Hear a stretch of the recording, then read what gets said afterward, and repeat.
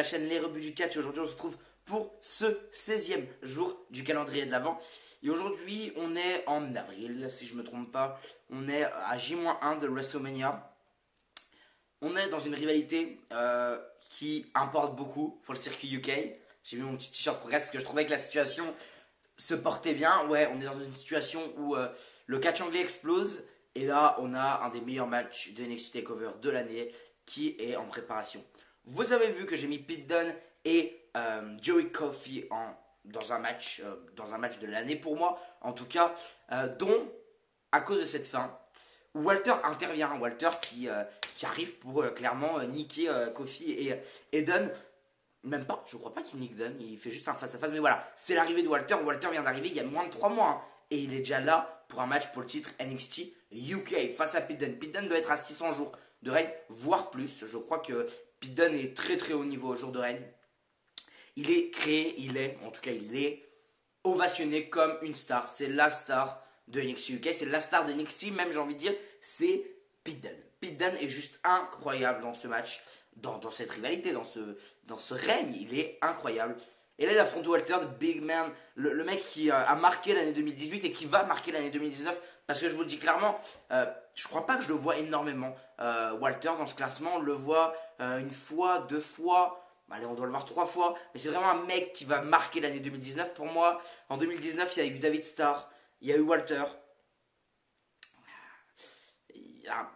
il n'y a pas de mec comme ça qui se dégage vraiment. Ouais, Kofi, il y a eu Kofi pour son match, il y a eu Brian, parce que Brian quoi, mais il n'y a pas vraiment de mec comme ça qui se détache en fait de cette année, à part Pete Dunne et Walter.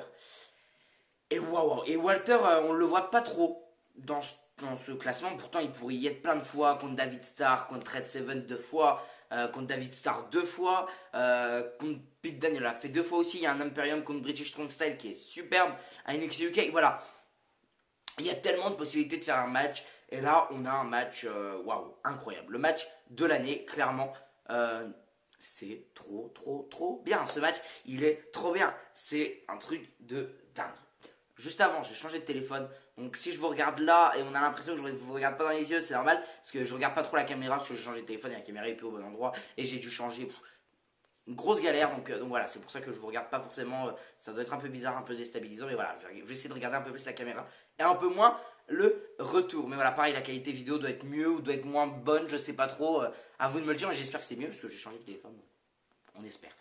Mais voilà, là, voilà, ce face-à-face, il est incroyable, j'ai rien à dire. C'est voilà, un face-à-face que je voulais voir. Je crois que ce match n'a même pas été fait à la Progress.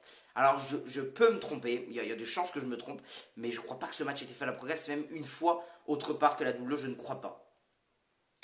Je ne crois pas du tout. Et pourtant, là, on l'a. Là, c'est une affiche de rêve. Pete Dunne, star de NXT UK.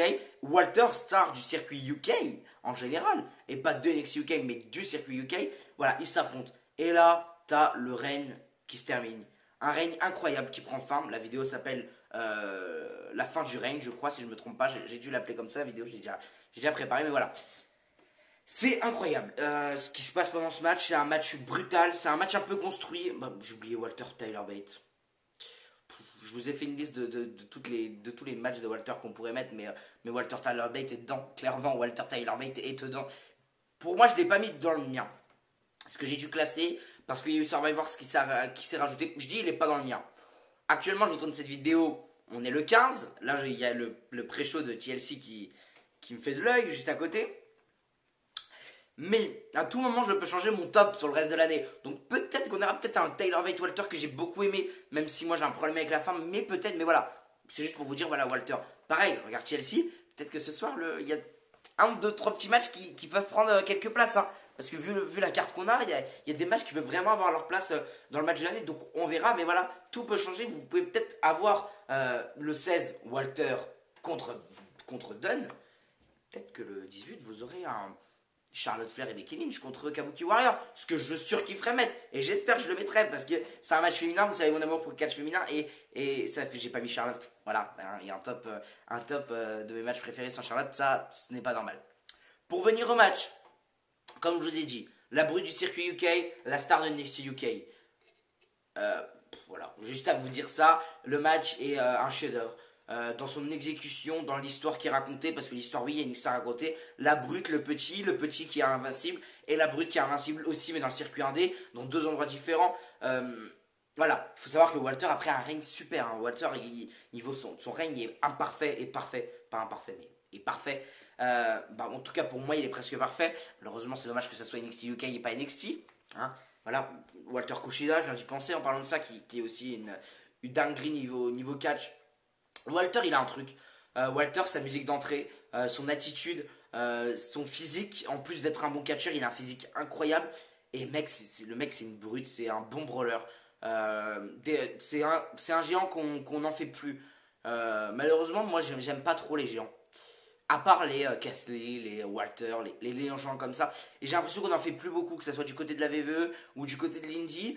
Des gros big men comme ça qui sont bons in ring et qui savent avoir une endurance, avoir un bon truc. On n'en fait plus maintenant, c'est des Strowman qui m'intéressent clairement plus. En tout cas, qui ne m'intéressent pas à l'heure aujourd'hui. On a très peu de Walter dans le main roster par exemple, ou même dans le circuit normal, dans le circuit indé. Vraiment, je trouve qu'il nous manque de big men quoi. Et voilà, c'est peut-être. Ou alors on a des faux big men. Des faux big men, quand je dis des faux big men, c'est Jeff Cobb. Pour moi, c'est pas un big man. C'est pas trop un big man. C'est plus un bon technical et un bon brawler, mais c'est pas un big man. Donc, on manque des Walter, on manque de Walter. Et Walter, il a réussi à. Le mec, c'est un génie niveau business. Parce qu'en très peu de temps, il a réussi à donner envie à Vince. On a eu une rumeur comme ça. Comme quoi Vince était intéressé pour avoir Walter dans ses rosters. Walter a clairement dit qu'il n'y allait pas. Et après réflexion, je me dis que peut-être Survivor Series qui s'est fait battre aussi vite, c'est peut-être pour ça, parce que Walter a toujours dit qu'il restera sur le roster sur le circuit européen et qu'il ne déménagera pas de chez lui en Angleterre. Il veut son contrat est super pour lui parce que comme ça, il ne va pas à la WWE et il vit pas en Amérique, ce que je peux comprendre. Et du coup, je pense que ça n'a pas trop plu à Vince. C'est peut-être voilà parce que Vince aimait beaucoup Walter, mais voilà.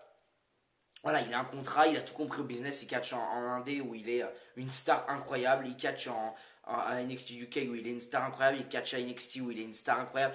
Le mec, ça marche partout et je suis mitigé sur le fait de savoir si c'est un bon coach d'avoir mis Walter champion ou si on aurait dû garder Pete Dunne champion. Je vous explique tout vite parce qu'il me reste très peu de temps, comme on fait des vidéos de 10 minutes, voilà. Je vous explique tout vite un peu l'idée que j'avais eu de booking de base. Mon idée de booking de base, c'était de faire un Walter version Okada qui garde le titre pendant au moins 1000 jours et qui soit invincible jusqu'au moment où un pote à lui, un Bait, un Seven, ou même un triple menace entre Bait, Seven et Dunne, genre British Strong Style qui explose. Et là, il y a un nouveau champion. Pourquoi? Parce que déjà on aurait pu avoir les British Strong Style complets, champion complet. Comme ça, ils ont British Strong Style dans le sens où tout le monde a été champion au UK. Comme ça, Tyler Bate aurait été aussi remis en avant. Parce que Tyler Bate, c'est celui avec qui on a le plus de mal, tout le monde sur le British Strong Style. On a l'impression que c'est celui qui est le moins mis en avant. Et Tyler Bate, et Trent Seven, pardon. J'ai dit Tyler Bate depuis tout à l'heure, je crois que je parlais de Trent Seven. Et Trent Seven, c'est vraiment. Voilà. Et en plus de ça, on aurait terminé sur un classique, un 1v1v1, un triple menace qui aurait pu être incroyable, comme un triple menace qu'on aurait peut-être jamais vu. Donc voilà, c'est pour ça que voilà, c'était mon idée de base. J'aurais adoré avoir un fin de règne dans un triple menace entre Dunne, Seven et Bate. Et à la limite, Seven qui fait le pin sur Bate. Et ensuite, on enchaîne sur une rivalité Dunne-Seven. Voilà, un truc de ouf, de malade. Comme ça, les trois de British Strong Style ont déjà eu le titre. C'est nickel, on les a mis over. Trent Seven, le moins over, il est over. Voilà, je pense que c'est un booking de qualité. Donc voilà pour ce match entre Walter et Pete Dunne. On se retrouve on est le 16, donc on se retrouve le 18. Et le 18, on se retrouvera sûrement avec un match. Je sais pas. Je sais plus quel match est programmé, mais vous verrez bien de toute façon. On se retrouve demain par contre avec Cody, comme d'habitude, à 18h tous les jours. Pour le calendrier de l'avant, on approche de plus en plus du 25. Merci à vous d'avoir suivi cette vidéo. On se retrouve le 18, vous vous retrouvez demain avec Cody. Comme on dit chez nous, bonsaï. Et comme on dit aussi chez nous, soyez curieux. Allez, bye.